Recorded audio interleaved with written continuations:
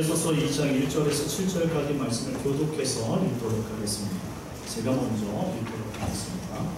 그는 허물과 죄로 죽었던 너희를 살리셨도다.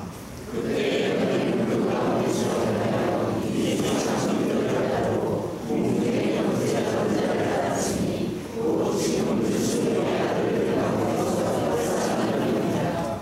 전에는 우리도 다 그 가운데서 우리 육체의 욕심을 따라 지내며 육체와 마음이 원하는 것을 하여 다른 이들과 같이 본질상 진노의 자녀이었더니 그들의 요청하지 않는 이들을 사랑하신 그 사랑이라.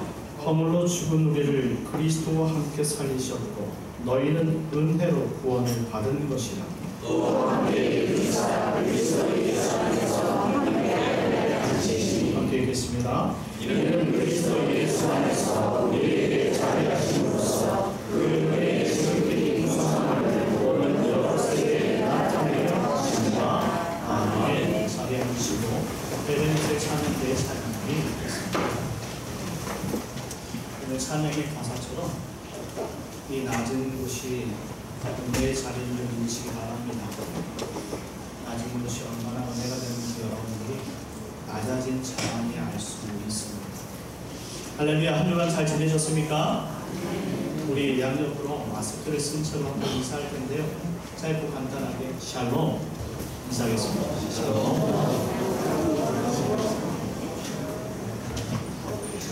하나님의 평강의 통치가 우리 삶에 이루어지기를 소망하면서 다음 인사 샬롬. 한 주간의 삶이 항상 샬롬으로 이루어졌으면 좋겠습니다. 오늘은 에베소서 1장을 마무리하고 새롭게 2장으로 들어가도록 하겠습니다. 에베소서는 우리가 두 주간 들었던 것처럼 문법적으로 상당히 어려운 구성으로 되어 있습니다. 그래서 신학자들마다 여러 가지 해석들을 쏟아 놓을 정도로 이 사도 바울의 깊은 신학적 고심이 담겨져 있는 서신서가 에베소서입니다. 특히 우리는 지난주 2주간 동안 에베소서 1장을 다루면서 하나님의 섭리 가운데 선택과 예정의 그 뜻이 무엇인지를 살펴보았지요.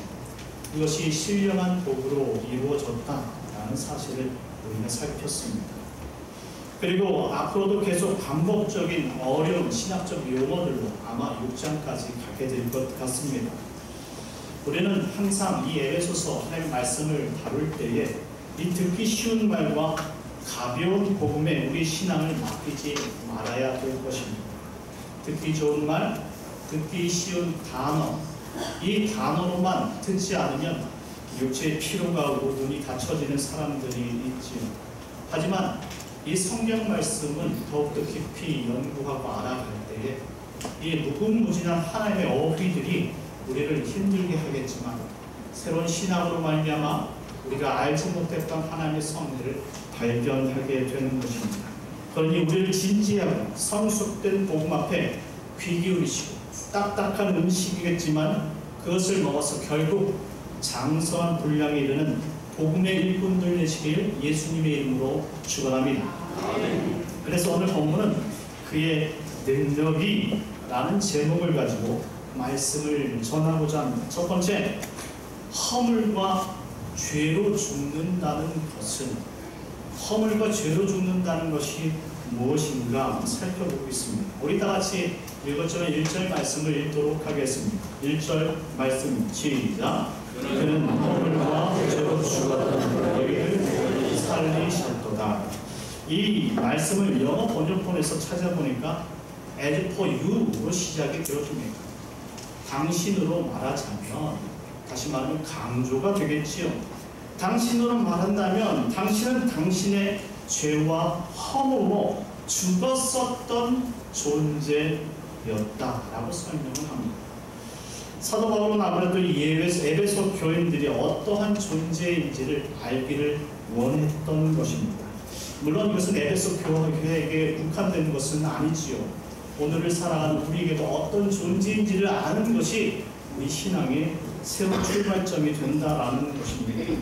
그래서 사도 바울은 에베소 교인들에게 당신이 허물과 죄로 인해 죽은 존재라는 사실을 기억하라 라고 설명합니다. 허물과 죄는 아담과 하와로부터 우리에게 이어오는 원죄라고 말할 수 있습니다. 죄라는 단어는 하마르티아, 목적에서 벗어나거나 빗나간 상태를 설명합니다. 보통 죄를 설명할 때 우리가 화살과 관역을 통해서 설명합니다. 궁수가 대회에서 활을 쏠 때에 정확히 계산하여서 이 관역을 향해서 활을 당기지요. 그런데 이 궁수의 실수로 인해서 이 관역과 상관없는 비껴간 그런 실수가 일어난다면 여러분들 이 활에서 떠난 이 화살이 관역에 꽂힐 확률은 몇 프로나 되겠습니까? 관역을 향해 되는데 그 화살을 놓는 순간 삐뚤어지는 거예요. 빗나가게 되는 것이죠. 그렇다면 이번 이 시위에서 떠난 이 화살은 과연 그 관역을 맞출 수 있는가라는 것이죠. 그렇습니다. 관역을 벗어난 화살은 절대로 관역을 맞출 수 없다라는 것입니다. 이렇게 해서 목적을 벗어나 날아가는 상태가 죄란 끊임없이 목적을 벗어나 날아가는 것이죠. 그리고 허물이라는 단어, 파라토마, 이 파라토마는 죄로부터 인한 부작용을 설명을 하는 것입니다. 자, 대회에서 이 궁수가 날린 이 화살이 잘못 빗나가서 관역을 맞출 수 없다고 생각해 봅시다. 그렇다면 이 활을 쏜 궁수의 결과는 어떻겠습니까? 바로 이 대회를 통해서 실수를 평생 가지고 사는 실패자가 되어진다는 것이죠. 인생이라는 대회에서 실패자라는 낙인이 찍히며 실수로 인한 각종 부담감과 자괴감 등을 벗어낼 수 없는 것이죠. 이처럼 잘못된 화살, 그 쏘아 올린 그것 때문에 결과적으로 그의 인생이 잘못되어져 가는 것, 이것을 부작용, 허물, 파라토마라고 설명하는 것입니다. 그런데 본문 1절 말씀처럼 이런 허물과 죄로부터 죽은 우리를 살리셨다라고 말씀합니다. 그렇다면 살아있는 에베소 교인들 역시 살아는 있지만 죄와 허물로 죽은 존재였었다는 사실을 말씀하고 있는 것이죠.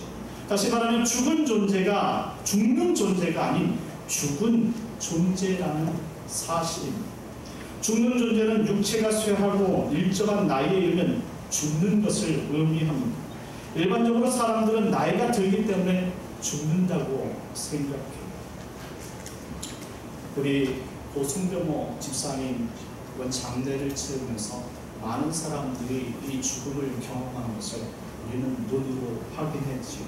그 죽음 때문에 많은 사람들이 행복하면서 우는 모습들을 우리가 볼 수 있었어요. 많은 사람들이 생각합니다. 이 죽음이라는 것이 무엇입니까? 근데 시간이 지나면, 세월이 지나면 죽는 것이라 생각합니다. 하지만 오늘 본문에 이 사도 바울이 가르치고 있는 이 에베소서의 설명은 다르다라는 사실을 여러분들이 기억해야 돼요. 죽는 존재가 아닌 죽은 존재, 죽어있는 존재라는 사실을 강조하고 있다는 말씀입니다. 한마디로 살아는 있지만 어떠한 이유로 죽어있는 존재가 되었다라는 설명인 것입니다. 구절을 찾아보도록 하겠습니다. 창세기 2장 7절 말씀입니다. 다 같이 읽겠습니다. 시작. 여호와 하나님이 땅의 흙으로 사람을 지으시고 생기를 그 코에 불어 넣으시니 사람이 생명이 되었다. 하나님이 처음 인간을 만드실 때 흙으로 사람을 지으시고 생기를 그 코에 불어넣은 생명이 되었다라고 설명하고 있습니다. 이 생기는 하나님의 호흡이며 하나님 안에 있는 그 생명을 의미하는 것입니다. 그 호흡을 하나님께서 아담의 코에 불어넣으시니 생명이라고 말씀하고 있습니다. 이 생명이라는 것은 living being, 살아있는 존재, 곧 하나님의 호흡으로 살아있는 존재가 되었다라고 첫 인간을 설명한 것입니다. 보통 사람들은 인간을 육체와 영혼으로 이루어졌다고 설명합니다. 그렇습니다. 하나님이 아담에게 생기를 불어넣은 처음 인간은 육체도 살았고 영혼도 살아있는 존재로 있었다라는 것이죠. 이것이 생명이라는 살아있는 존재를 설명하는 것입니다. 그런데 창세기 2장 17절 말씀입니다. 다 같이 읽겠습니다. 시작. 선악을 알게 하는 나무의 열매를 먹지 말라. 내가 먹는 날에는 반드시 죽으리라 하십니다.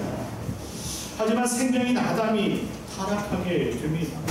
여기 선악을 알게 하는 나무의 열매를 먹지 말라는 말씀은 하나님이 아담에게 맺은 최초의 행위 언약을 가르쳐주고 있습니다. 또한 선악을 알게 하는 나무를 금지시킨 것은 선과 악의 판단 기준이 하나님을 상징하는 이 선악과가 매개체로 세워지게 되었다라고 설명하는 것입니다. 그러니 하나님의 약속을 담고 있는 나무에 손을 대는 것은 곧 하나님을 범하는 죄를 짓게 되는 것입니다. 이때 하나님은 아담을 반드시 죽이겠다고 사망 선고를 내리셨습니다. 그럼에도 불구하고 아담은 그 약속을 지킬 수 없었습니다. 그런데 여기서 우리에게 이해하지 못할 그러한 일들이 생겨나게 됐지요. 아담이 선악을 알게 하는 나무의 과실을 먹음으로 아담이 죽었느냐라는 것입니다. 아담이 죽었습니다. 실제적으로 아담은 선악과를 먹은 이후에도 930년을 살다가 죽게 됩니다.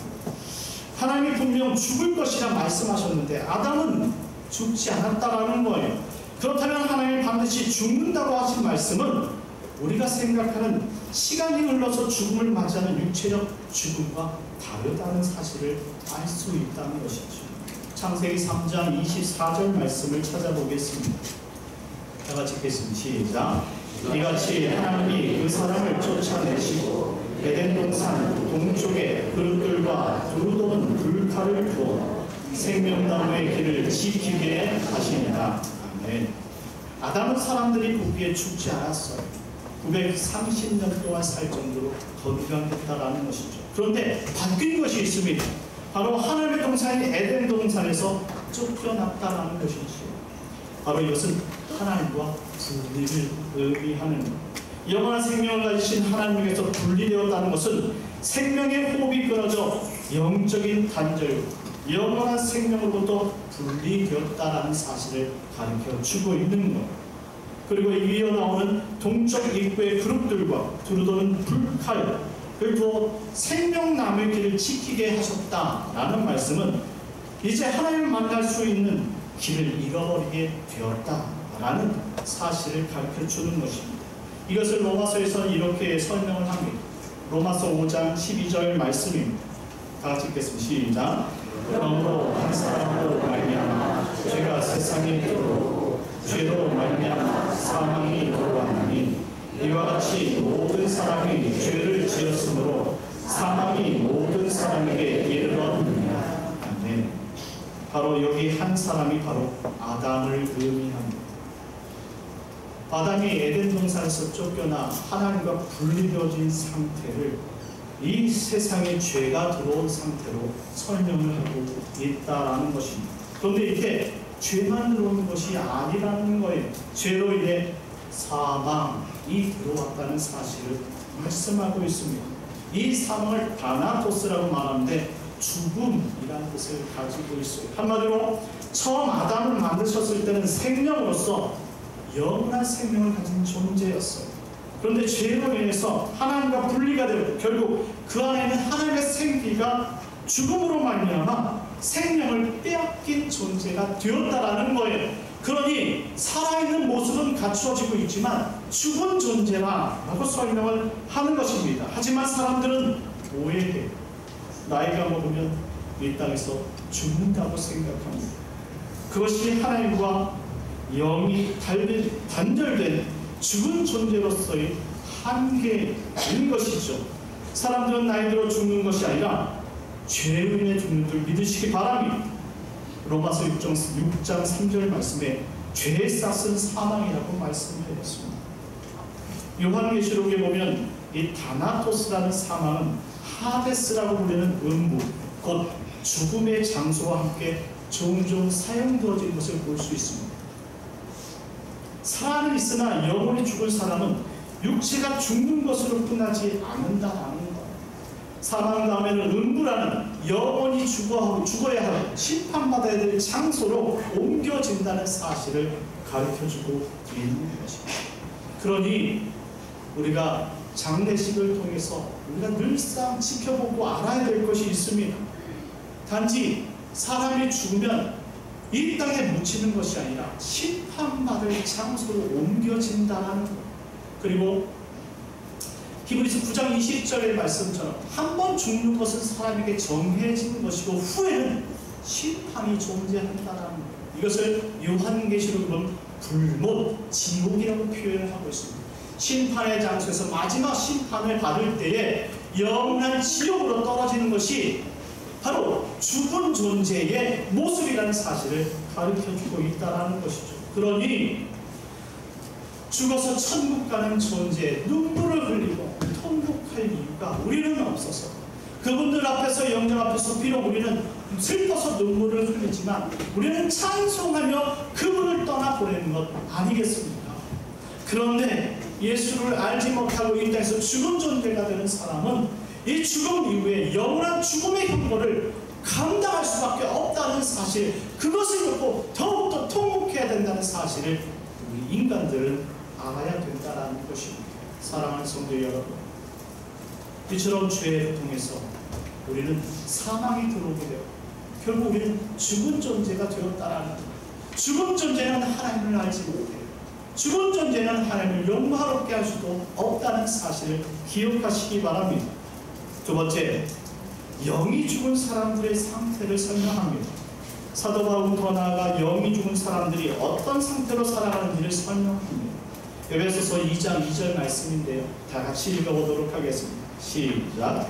그때 너희는 그 가운데서 살아가며 이 세상 풍조를 따르고 공중의 권세 잡은 자를 따랐으니 또 지금 불순종의 아들들 가운데서 역사하느니라. 아멘.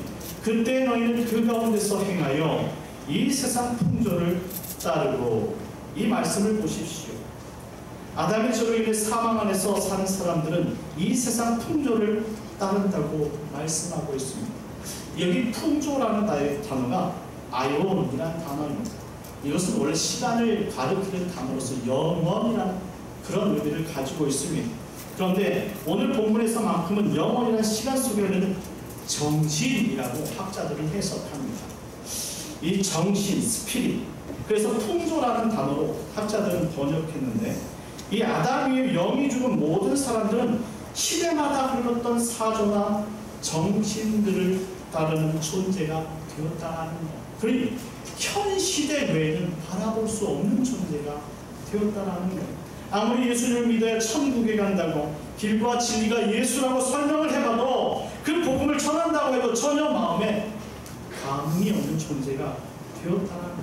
영이 죽은 존재가 되었다는 거예요. 이들은 오직 세상이 원하는 돈과 명예와 권력을 원하고 세상이 싫어하는 것을 싫어한다는 사실입니다. 일반 사람들의 모습을 보십시오. 왜 교회를 가야 되는지, 교회를 가는 이유를 알지 못해요. 그리고 그 사람들의 목적은 한 가지예요. 이 세상에서 잘 사는 것입니다. 영이 죽은 사람은 그 현상세계의 이 사조와 그리고 정신을 벗어날 수 없다라는 사실이에요. 왜? 영혼이 죽었기 때문에, 하나님의 생명을 가질 수 없기 때문에, 하나님을 꿈꿀 수 없는 상태가 되었다라는 것입니다. 그리고 이들은 공중의 권세 잡은 자를 따랐고 지금 불순종의 아들들 가운데서 역사하는 영을 따라 헤맨다라고 말씀하고 있습니다. 공중의 권세 잡은 자가 누구입니까? 사탄이라는 것 아니겠습니까? 불순종의 아들들은 사탄과 타락한 영혼의 영적인 존재를 설명하는 것. 죄로 인해 영혼이 죽은 사람들은 일처럼 공중권세 잡은 자, 그리고 그 영적인 세력들을 따라서 살아가는 것이 인생이라고 설명하는 것. 요한계시록 13장 8절 말씀인데요, 한번 읽어보겠습니다. 시작. 죽임을 당한 어린 양의 생명책에 창세이로 이름이 기록되지 못하고 이 땅에 사는 자들은 다 그 짐승에게 경배한다. 자, 생명책에 기록되지 못한 사람들은 다 그 짐승에게 경배한다. 이원론적인 얘기지만 하나님 안에서 단절된 사람들은 오직 이 세상과 사탄과 그 영적인 세력들에게 굴복하고 산다라는 것이 성경적인 결론이지요. 그러니 절대로 하나님의 것을 꿈꿀 수 있는 사람은 아니라는 거예요. 본문으로 돌아와서 3절 말씀을 읽겠습니다. 3절입니다. 시작. 전에는 우리도 다 그 가운데서 우리 육체의 욕심을 따라 지내는 육체와 마음의 원하는 것을 하여 다른 이들과 같이 본질상 진노의 자녀이었더니 육체의 욕심을 따라 육체와 마음이 원하는 것을 따르는 것은 하나님의 생기를 잃어버린 자의 본성이라고 설명합니다. 여기 본질상 진노의 자녀라는 말씀, 퀴시스라는 단어, 퀴시스. 이것은 근원, 시작, 혈통이라는 것입니다. 시작부터 진노의 자녀였다는 것, 혈통부터 진노의 자녀들이었다라고 설명하고 있는 것입니다. 한마디로 아담 이후 사람들은 태어날 때부터 하나님 나라와 상관없는 진노의 자녀들로 태어났다라고 생각을 하는 것이죠. 그래서 사도 바울은 이전의 삶을 자신에 돌이키면서 로마서 8장 18절에 이렇게 고백합니다. 원함은 내게 있으나 선을 행하는 것은 하나도 없다. 착하게 살고 싶은데 그 착하게 살고 싶은 것이 뭔지 모른다는 것. 하나님이라는 존재를 믿고 살고 싶은데 그 믿음이 뭔지 모른다는 것. 이처럼 우리 영혼이 하나님과 단절된 사람들은 하나님을 떠나 그것을 따를 수 없고 오직 세상의 욕심과 육체를 따르는 마음으로 가득 찬 상태의 사람과 말씀하고 있는 것입니다. 그런데 우리에게 희망이 있는 것은 오늘 우리가 읽은 3절 말씀에 기록된 첫 문장, 전에는 이라는 말이죠. 전에는 이라는 말은 이후엔 그렇지 않다라는 것 아니겠습니까? 우리가 본질적으로 혈통상 진노의 자녀였었지만 이제는 그렇지 않다라는 것이 사도 바울의 역설인 겁니다.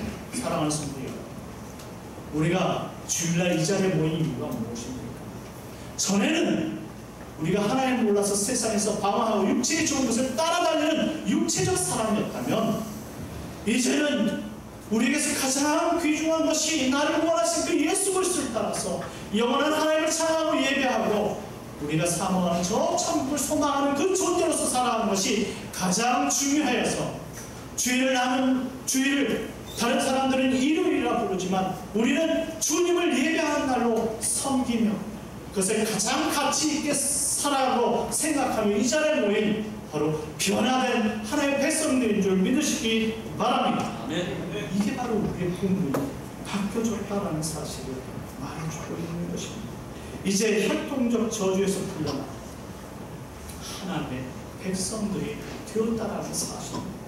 그러니 셋째, 사도 바울은 죄와 허물의 저주를 우리가 어떻게 해결할 수 있었는가 라고 설명하는 것입니다. 이러한 저주를 우리가 어떻게 해결할 수 있겠습니까? 우리가 아무리 탄식하여도 우리가 아무리 예수 그리스도를 믿으려고 해도 믿어지지 않는 상태, 무능력 상태에 있던 우리가 어떻게 예수를 주로 믿게 되었는가 라고 설명을 하는 것이죠. 오늘 본문의 4절과 5절 말씀을 읽어보도록 하겠습니다. 4절 5절입니다. 시작. 은혜를 풍성하시는 하나님, 우리를 사랑하시는 그 큰 사랑을 믿는 허물로 죽은 우리를 그리스도와 함께 살리셨고 너희는 은혜로 구원을 받은 것이다. 아멘. 사도 바울은 에베소 교인들에게 우리가 어떻게 본질상 진노의 자녀에서 하나님의 자녀로 바꾸게 되었는지 그 능력이 무엇인지를 설명하는 것입니다. 긍휼이 풍성하신 하나님의 그 큰 사랑으로 인해 허물과 죄로 죽은 우리를 살리셨다라는 것입니다. 그런데 이 문장에서 중요한 에베소서의 기독론이 등장한다는 사도 바울이 지금 기록한 이 4절과 5절 말씀을 통해 지금 본질적으로 가르쳐 주신 그 살리신 능력이 무엇인지를 설명하고 있는 것입니다. 5절 말씀을 다시 한번 보십시오. 허물로 죽은 우리를 그리스도와 함께 살리셨고 너희는 은혜로 구원을 받았다라고 설명하고 있습니다. 믿으시기 바랍니다.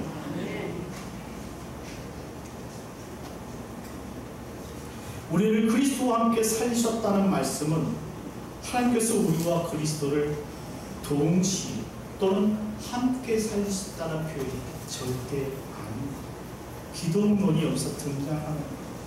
이것을 이해하기 위해서 에베소서 1장 20절에서 23절까지 말씀입니다. 한번 읽어보도록 하겠습니다. 에베소서 1장 20절에서 23절까지.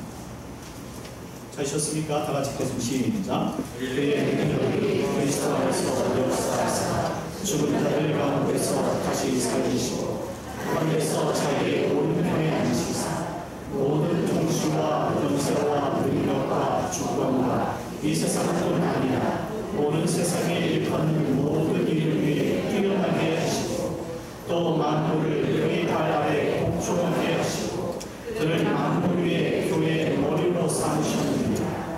교회는 그의 몸이니 만물 안에서 만물을 충만하게 하시는 이에 충만하느니라. 아멘.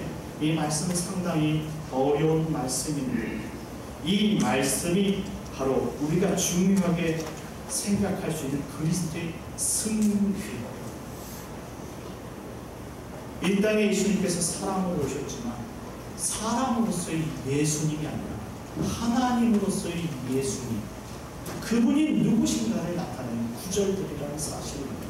그래서 우리가 읽었던 20절 말씀에 그의 능력이 그리스도 안에서 역사사 죽은 자들 가운데서 다시 살렸다라고 설명하는 것입니다.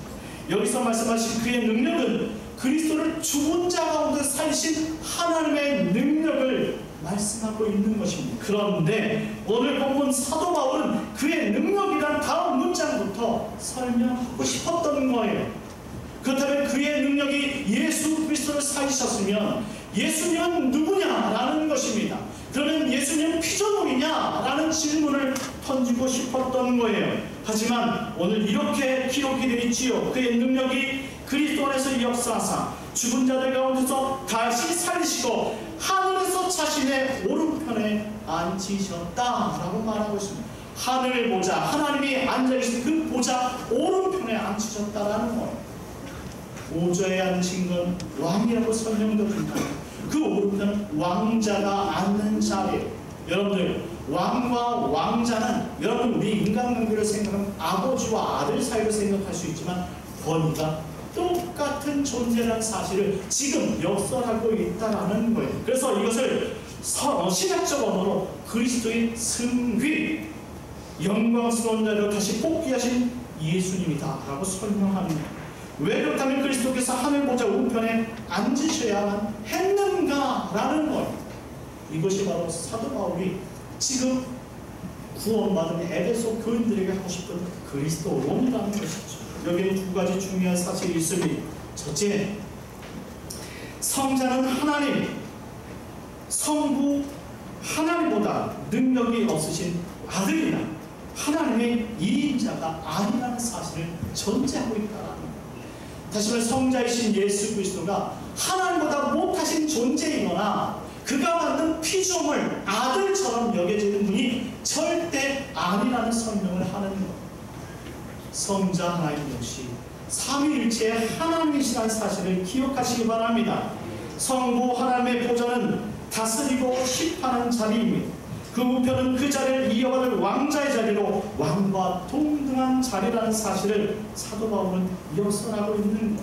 단지 삼위일체 하나님이라 부르는 것은 그의 위치와 역할이 다르지만 우리가 그분을 설명할 수 없기 때문에 동등한 권세, 동등한 능력을 인정하기 위해서, 설명하기 위해서 삼위일체론을 우리가 배우고 가르치는 것입니다. 하지만 이 삼위 대신 성부 하나님, 성자 하나님, 성령 하나님은 동등한 하나님이신 줄 믿으시기 바랍니다. 그렇기 때문에 이 죽은 자리에서 살아나는 자리, 그리고 하늘 보좌의 우편에 앉았다라는 것은 그분이 하나님의 아들로서 끝나고 피조물이 아니라 하나님이라는 사실을 강조하고 있다는 사실을 믿으시기 바랍니다. 그래서 원래의 이 삼위일체의 언약을 가지고 예수님은 이 땅에 십자가로 달려 돌아가실 그 사명 가지고 육체를 입고 돌아오신 분의 역할을 감당하셨다면 그분을 다시 끌어올려서 하나님의 보좌로 올리게 하신 뜻이 하나님의 섭리, 하나님의 능력이었다라는 거예요. 여전히 하나님이셨던 이 예수 그리스도, 성자 예수 그리스도는 원래 위치로 다시 돌아오셨다라는 그리스도를 설명하고 있습니다. 두 번째는 죽은 자들 가운데서 다시 부활하사 하늘 보좌 우편에 앉으셨다는 말씀은 모든 죽은 자들의 생과 사를 주관하시는 통치의 권세를 예수 그리스도께서 공식적으로 위임, 심판의 주체가 되셨다라는 말씀을 선언하는 것입니다. 자, 여러분들 이 사실은 요한계시록에서 잘 나타나는데, 하나님이 세상을 심판하는 것처럼 보여도 이 요한계시록에 보면은 이 심판의 주체자가 바로 죽음을 이기시고 살아나신 예수 그리스도로 나타난다는 사실을 여러분들이 확인하셔야만 됩니다. 요한계시록 5장 1절에서 7절까지 말씀을 보게 되어지면 이 요한계시록을 기록한 사도 요한이 하나님의 계시를 받게 됩니다. 환상 가운데 하나님의 임재를 보고 하나님의 나라가 열리는 것을 목격하게 되지요. 이때 하나님의 심판이 적혀있는 두루마리를 사도 요한이 봅니다. 이것이 펼쳐질 때 하나님의 재림이 이루어지는 거예요. 그토록 평생토록 가르치셨던 그 예수 그리스도의 재림, 하나님 나라가 임재하는 그 두루마리가 펼쳐져야 된다는 거예요. 그런데 이 두루마리의 인봉을 풀어 이 땅에 심판하신 예수님이 없다는 사실을 보고 그 마음속에 흥분을 가라앉히지 못하는 거예요. 요한계시록을 기록할 때 사도 요한의 나이가 90이 넘었습니다. 90까지 무엇 때문에 참고 그 자리에 섰겠습니까?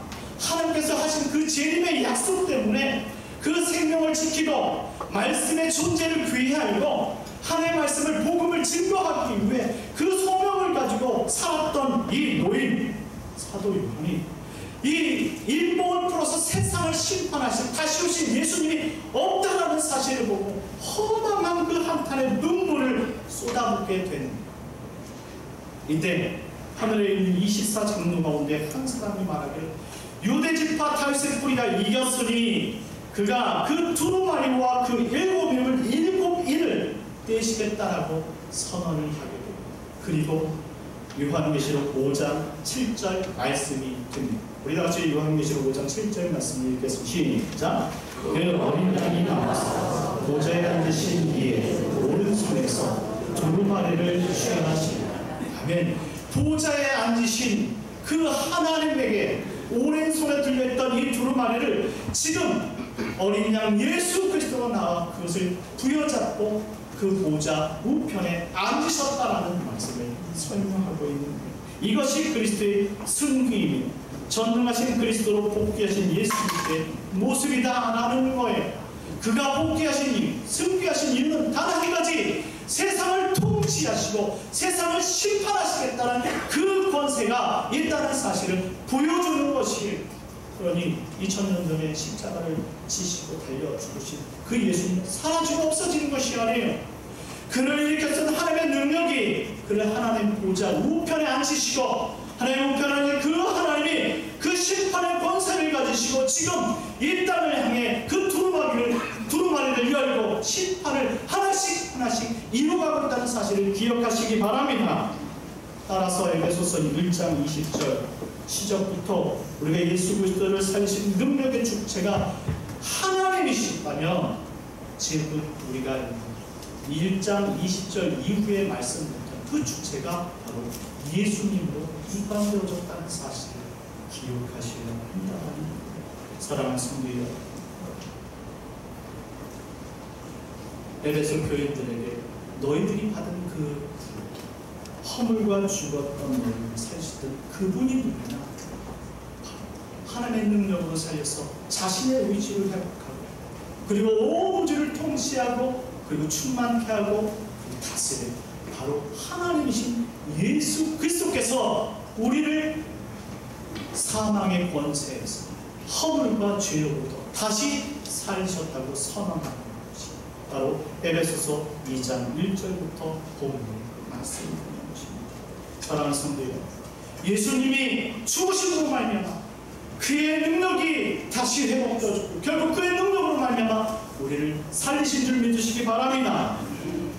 이렇게 살리신 그 의미 가운데 오늘 본문 7절로 돌아가서 에베소서 2장 7절 말씀을 같이 읽도록 하겠습니다.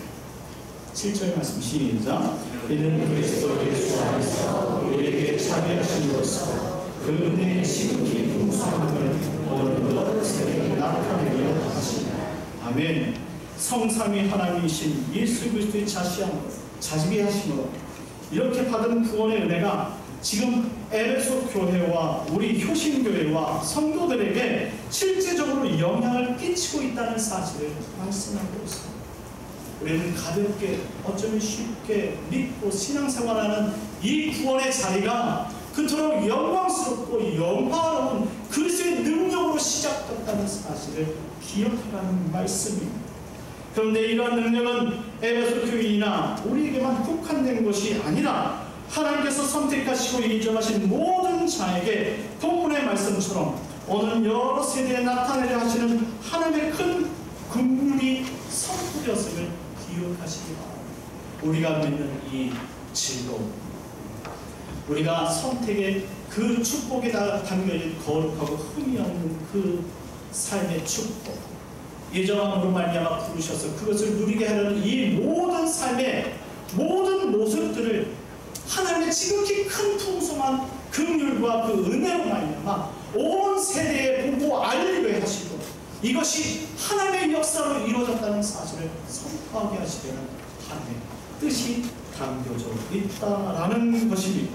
그러니 우리에게 이루어진 이 구원은 영광스러운 구원인 줄 알고 내 마음대로 살지 마시고 하나님의 생기를 받은 자로서 거룩하고 흠이 없는 성도의 삶을 살아가는 귀한 성도들이 되시길 예수님의 이름으로 축원합니다.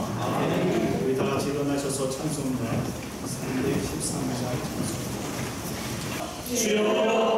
주여 하나님 아버지 은혜를 감사합니다. 우리가 받은 하나님이 천국의 기쁨과 구원의 감격을 하나님 아버지 내가 얻은 것이 아니요 오직 하나님의 은혜와 영광스러운 비밀로 하나님을 살리신 능력이오니 하나님 아버지 우리를 살리신 그 예수 그리스도의 그 계속적 능력과 그 감격을 가지고 하나님 내 멋대로 사는 것이 아니라 아버지 예수님께서 원하시는 예수의 삶을 닮아가고 거룩하고 흠이 없는 자리까지 살아나가는 귀한 성수가 성도들의 마음을 열 수 있도록 인도하여 주시옵소서. 코로나로 인해서 위험하고 어렵지만 믿음을 지킬 수 있는 성도들 다 되게 하여 주시옵소서.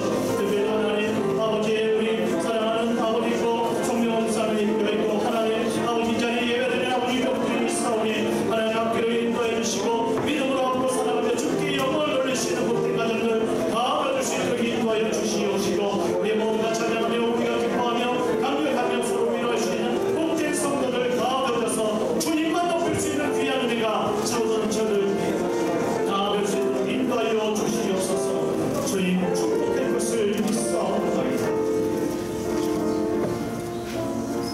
참 좋으신 하나님 감사합니다.